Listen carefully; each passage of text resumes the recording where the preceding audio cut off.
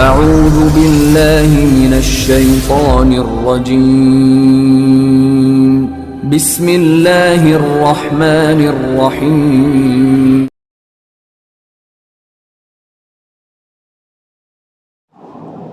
اعوذ باللہ من الشیطان الرجیم بسم اللہ الرحمن الرحیم۔ آج رمضان المبارک کا 13ویں دن کی دعا ہمارے ساتھ پڑھ لیں۔ بسم اللہ الرحمن الرحیم۔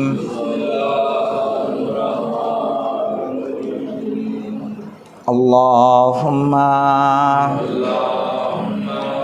طہرنی فیہ من الدنس والاقدار وصبرنی فیہ علی کائنات الاقدار ووفقنی فیہ للتقى وصحبة الابرار بعونک یا قرۃ عین المساکین۔ یعنی خدایا آج کے دن گندگی اور کثافت سے ہمیں پاک فرما۔ پالنے والے اس دن میں مجھ کو قضاء و قدر کی کائنات پر صبر کرنے کی توفیق عنایت فرما۔ آج کے دن ہمیں اپنی مدد سے اہل تقوی اور نیک لوگوں میں شمار فرما اور ان کی صحبت عطا فرما۔ اے مسکینوں کی آنکھوں کی ٹھنڈک۔ 3 اہم دعائیں ہم نے مانگی۔ پہلی دعا گندگی اور کثافت سے دوری کی، کہ ہم گندگی سے دور ہو جائیں۔ دوسری دعا ہے کہ قسمت میں اور انسان کی زندگی میں جو مشکلات آتی ہیں ان پر ہمیں صبر کرنے کی اللہ توفیق دے دے۔ تیسری دعا ہے کہ جو صاحبان تقوی ہیں، نیک لوگ ہیں، ان کا ساتھ ہمیں مل جائے، ان کے ساتھ زندگی گزارنے کی ہمیں توفیق دے۔ پہلی دعا ہے ہمارے پاس اللہم طہرنی فیہ من الدنس والاقدار۔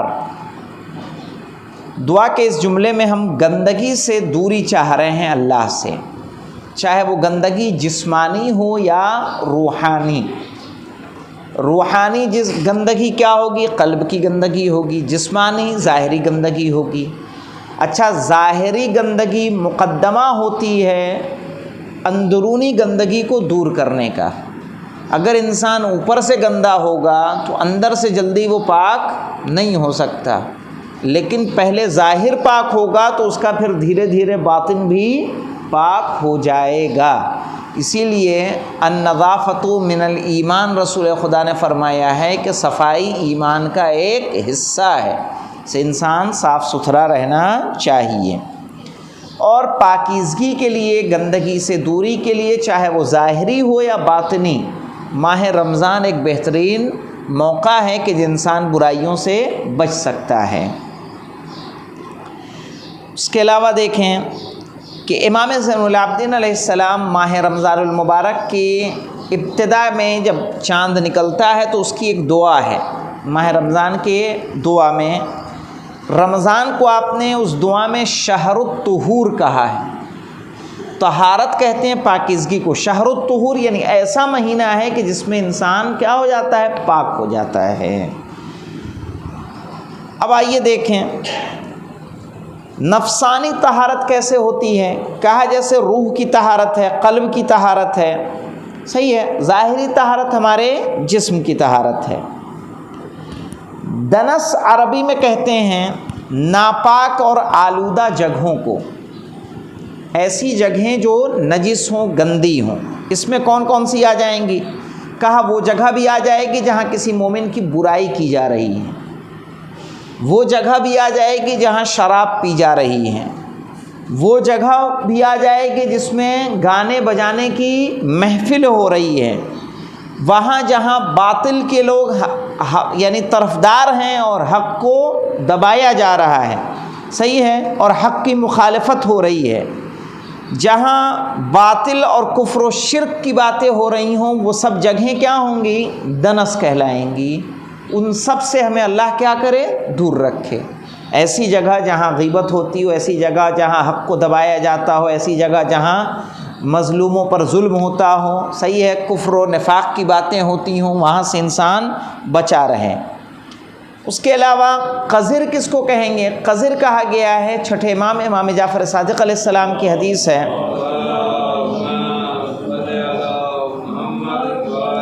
کہ کل ماء طاہر، ہر پانی پاک ہے، الا ما علمت انہ قذر، سوائے اس کے کہ آپ کو پتہ چل جائے کہ وہ قذر ہے۔ قذر سے مراد کیا ہے؟ یعنی وہ نجس ہے، یعنی جب تک کسی چیز کی نجاست کا پتہ نہ چلے وہ چیز سب کے لیے کیا ہے؟ پاک ہے۔ اور دیکھیں اس سے پتہ یہ چل رہا ہے کہ انسان جب دعا کر رہا ہے تو دعا میں صرف ظاہری نجاست نہیں ہے، ظاہری نجاست کے علاوہ باطنی نجاست کا بھی دخل موجود ہے، صحیح ہے، کہ باطنی نجاست سے بھی ہم لوگ کیا ہو جائیں؟ پاک ہو جائیں۔ آپ نے دیکھا ہوگا یہ دعا اس لیے بھی کی جا رہی ہے کہ کبھی کبھی انسان سب کچھ جانتا ہے لیکن اس کے باوجود اس کو فراموش کر دیتا ہے۔ مثلا کچھ لوگ ایسے ہیں کہ جو مسجد میں بیٹھ کے غیبت کریں گے، صحیح ہے، اگر کوئی ان کو ٹوک دے تو وہ کہیں گے کہ نہیں یہ تو بات میں بات نکل آئی تھی تو میں نے بول دیا۔ اچھا، بات میں بات بھی بولا ہے تو وہ بھی کیا ہے؟ غیبت ہے، صحیح ہے، لیکن اسے وہ غیبت نہیں سمجھ رہے ہیں، کر ہم گناہ رہے ہیں لیکن گناہ کو گناہ نہیں سمجھ رہے ہیں۔ کہا اس سے بھی اللہ ہمیں کیا کرے؟ پاک کرے۔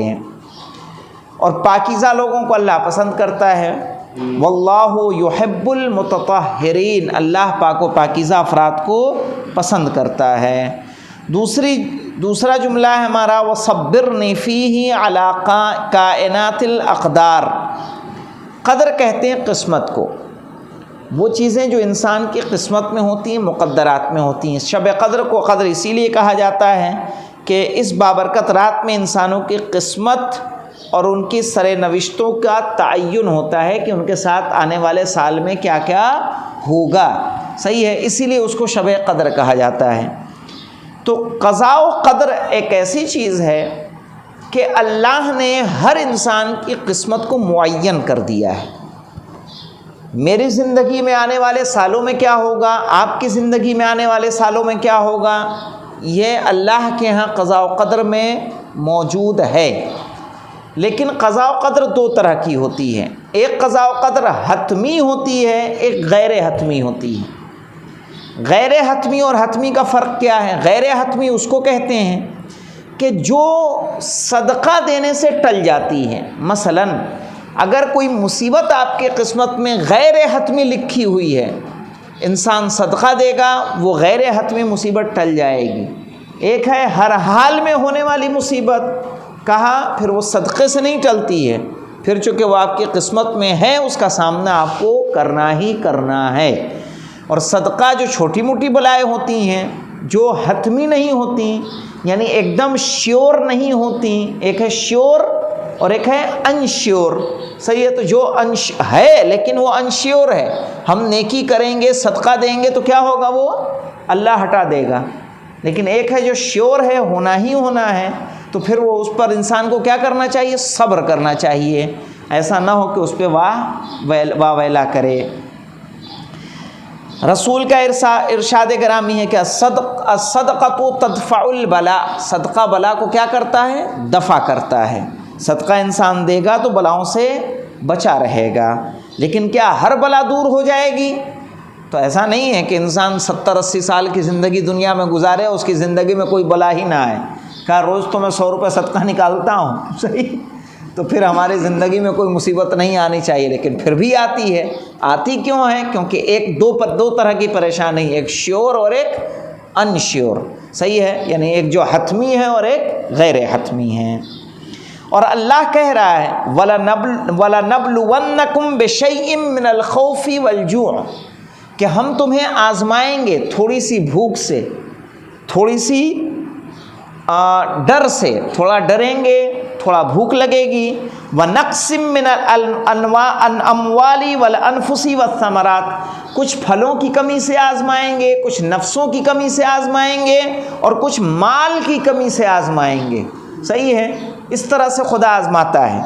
اور چھٹے امام کی ایک حدیث دیکھیں، انسان اپنے ایمان کا بھی اس سے جائزہ لے سکتا ہے ان بلاؤں سے۔ چھٹے امام کی حدیث ہے کہ مولا کائنات اپنی کتاب میں فرماتے ہیں کہ ان اشد الناس بلاء النبیون، کہ سب سے زیادہ بلائیں کس کو آتی ہیں؟ انبیاء کرام کو آتی ہیں۔ ثم الوصیون، پھر بلائیں کس کو آتی ہیں؟ ان کے وصیوں کو آتی ہیں، اس کے بعد اس سے کم درجے کی۔ ثم الامثل فالامثل، پھر جو جتنا نیک ہوتا ہے اس کو اتنی بلاؤں کا سامنا کرنا پڑتا ہے۔ وَإِنَّمَا يُبْتَلَى الْمُؤْمِنُ عَلَى قَدْرِ أَعْمَالِهِ، کہا مومن کو آزمایا جاتا ہے اس کے اعمال کے حساب سے، جتنا انسان کا اعمال ہے اتنا زیادہ اس کو کیا ہوتا ہے؟ امتحان لیا جاتا ہے، اتنا زیادہ اس کو پریشانیوں کا سامنا ہوتا ہے۔ فَمَنْ صَحَّ دِينُهُ وَحَسُنَ عَمَلُهُ اشْتَدَّ بَلَاؤُهُ، تو کہا جس کا دین صحیح ہے، جس کے عمل صحیح ہیں، کہا اس کی مصیبتیں زیادہ ہوتی ہیں۔ انسان اس کا الٹا لیتا ہے، انسان سوچتا ہے کہ میں نماز پڑھتا ہوں، قرآن پڑھتا ہوں، لوگوں کی صحیح ہے مشکلوں کو حل کرتا ہوں، تو میرے اندر مصیبتیں نہیں آنی چاہیے، میں خمس بھی دے رہا ہوں، زکوٰۃ بھی نکال رہا ہوں، غریبوں کی مدد بھی کر رہا ہوں، پھر بھی پریشان ہوں، مولانا بتائیے کوئی تعویذ۔ تو اب اللہ جب مومن کا اسی طرح سے امتحان لے رہا ہے تو مولانا کی تعویذ بھی کوئی کام کرنے والی نہیں ہے، صحیح ہے، چونکہ مومن کی آزمائش اسی طرح سے ہونی ہے۔ اس کے علاوہ دیکھیں کہ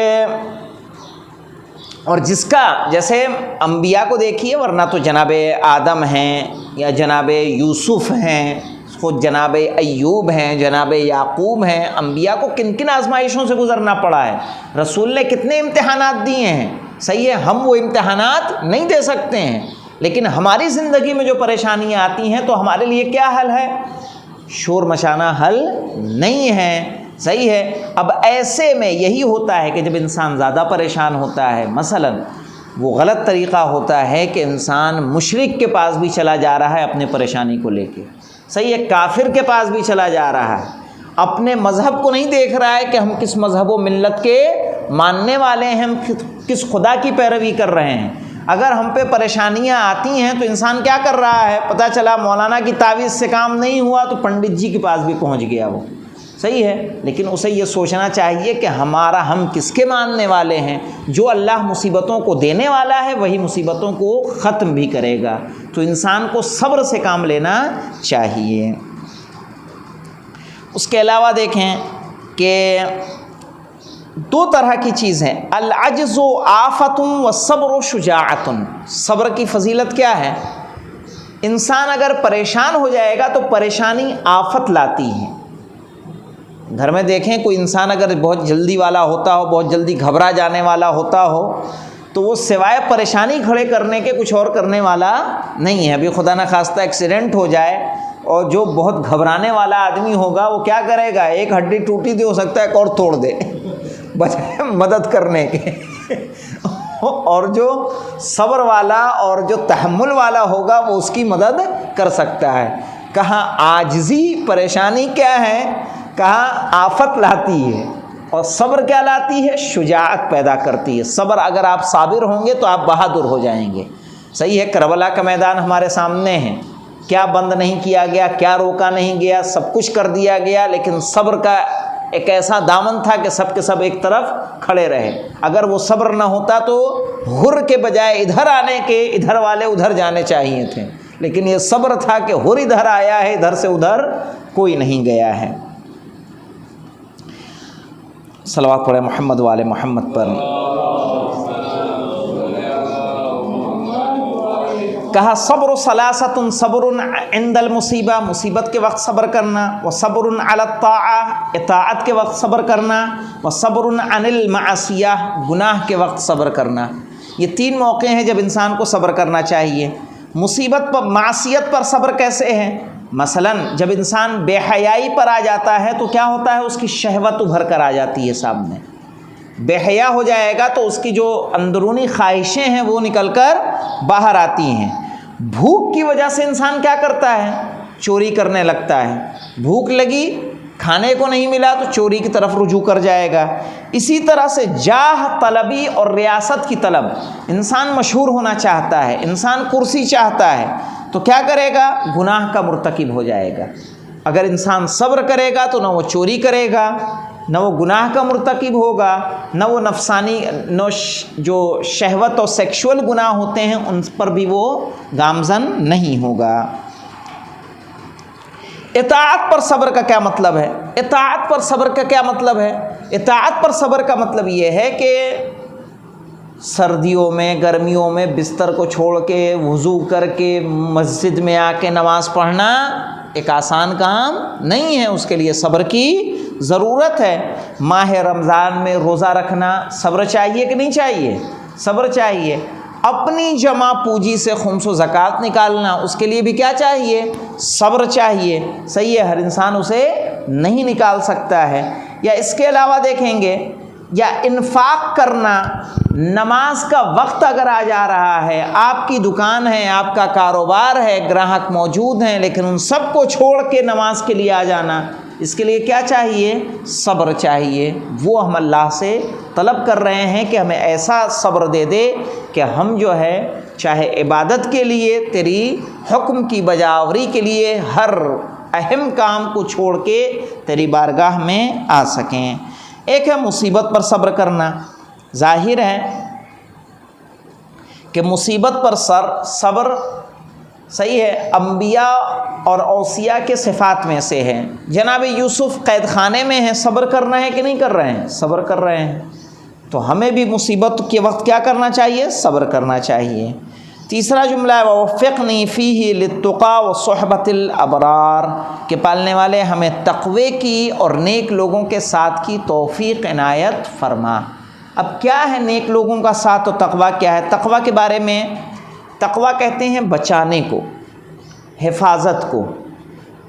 ایک حدیث ہے، اس سے سمجھ میں آئے گا، مثلا وَجَعَلَ لَكُمْ، یہ قرآن مجید کی آیت ہے، وَجَعَلَ لَكُمْ سَرَابِيلَ تَقِيكُمُ الْحَرَّ، کہ اللہ نے تمہارے لیے لباس بنایا ہے جو تمہیں گرمی سے بچاتا ہے۔ تو تقوی کیا کرتا ہے؟ انسان کو بچاتا ہے۔ صحیح ہے، گناہوں سے بچاتا ہے، واجبات کو چھوڑنے سے بچاتا ہے۔ اس کے علاوہ دیکھیں کہ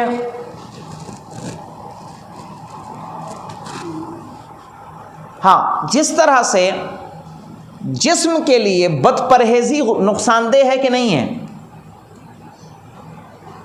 پرہیز کرنا بیماریوں سے بچنے کا راستہ ہے، اسی طرح سے روح کی بیماریوں سے اگر بچنا ہے تو انسان کو کیا اختیار کرنا چاہیے؟ تقوی اختیار کرنا چاہیے۔ تو کیا ہوگا؟ وہ روح کی بیماریوں سے بھی بچا رہے گا۔ اور تقوی کا کم ترین درجہ، سب سے کم ترین درجہ کون سا ہے تقوی؟ کہ آپ واجب کو نہ چھوڑیں اور حرام کو انجام نہ دیں۔ تقوی کا سب سے چھوٹا درجہ ہے۔ اور تقوی کا سب سے اعلیٰ درجہ کیا ہے؟ وہ عصمت ہے، کہ مشتبہ چیزوں کو بھی انسان کبھی انجام نہ دے۔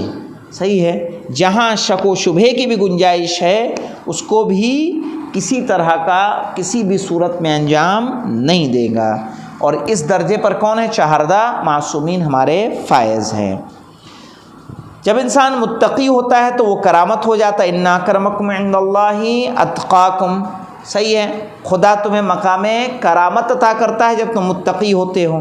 بصیرت و آگاہی عطا ہو جاتی ہے جب انسان متقی ہوتا ہے، تو اللہ کا، جب انسان کا دل پاک ہو جاتا ہے تو اللہ کا نور اس کے دل پر اترتا ہے، پھر وہ اللہ کے نور سے دیکھنا شروع کر دیتا ہے۔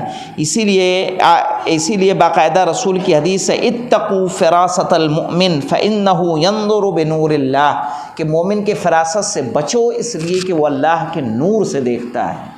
اسی لیے جو اللہ والا ہو اسے کبھی ناراض نہیں کرنا چاہیے۔ اس کے علاوہ دیکھیں کہ گناہوں کی بخشش ہوتی ہے تقوی سے۔ وَمَن يَتَّقِ اللَّهَ يُكَفِّرْ عَنْهُ سَيِّئَاتِهُ، جو تقوی اختیار کرتا ہے اس کی برائیوں کو کیا ہوتا ہے؟ ختم کر دیا جاتا ہے۔ اعمال کی قبولیت ہوتی ہے تقوی کی وجہ سے۔ انما یتقبل اللہ من المتقین، اللہ اعمال کو متقین سے قبول کرتا ہے۔ وسعت رزق کے لیے سورہ الطلاق کی آیت ہے، وَمَن يَتَّقِ اللَّهَ يَجْعَل لَّهُ مَخْرَجًا، صحیح ہے کہ جو تقوی اختیار کرتا ہے اللہ اس کے لیے راستے بنا دیتا ہے، اللہ جنت عطا کرتا ہے۔ اب دیکھیے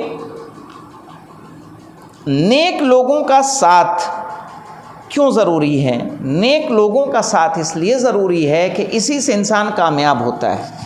اگر نیک لوگوں کا ساتھ نہ ہو تو انسان کامیابی کے راستے پر گامزن نہیں ہو سکتا۔